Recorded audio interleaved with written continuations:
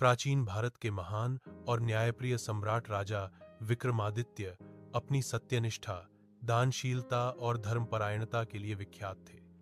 कहा जाता है कि उनके राज्य में अन्याय का नामोनिशान नहीं था, परंतु नियति और कर्म के विधान से कोई भी अछूता नहीं। यह सत्य राजा विक्रमादित्य को शनिदेव की परीक्षा के माध्यम से समझ में आया। एक दिन राजा विक्रमादित्य के दरबार में ज्योतिषियों ने बताया कि राजा पर शनि की 7.5 आरंभ होने वाली है। शनिदेव को कर्म फलदाता माना जाता है। वे न किसी से बैर रखते हैं, न किसी पर विशेष कृपा। जैसा कर्म वैसा फल।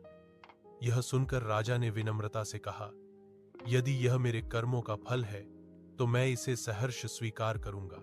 कुछ समय बाद शनि की दशा प्रारंभ हुई। राजा के जीवन में विपत्तियां आने लगी। शत्रुओं ने षड्यंत्र रचा, राजकोष रिक्त होने लगा और अंततः राजा को राजपाट छोड़ना पड़ा। वन वन भटकते हुए वे सामान्य मनुष्य की भांति जीवन जीने लगे। एक समय ऐसा भी आया जब वे जीविका के लिए मेहनत मजदूरी करने को विवश हो गए। कष्ट अत्यंत थे, पर राजा के मुख से कभी शिकायत नहीं निकली। वे हर स्थिति में धर्म, सत्य और धैर्य का पालन करते रहे। कई वर्षों तक कठिन परीक्षाओं के बाद शनिदेव प्रसन्न हुए। एक रात्रि वे स्वप्न में राजा के सामने प्रकट हुए और बोले, राजन, तुमने मेरे दिए हुए कष्टों में भी धर्म का मार्ग नहीं छोड़ा। तुमने न अहंकार किया, न अधर्म, इसीलिए अब तुम्हारी परीक्षा पूर्ण हुई।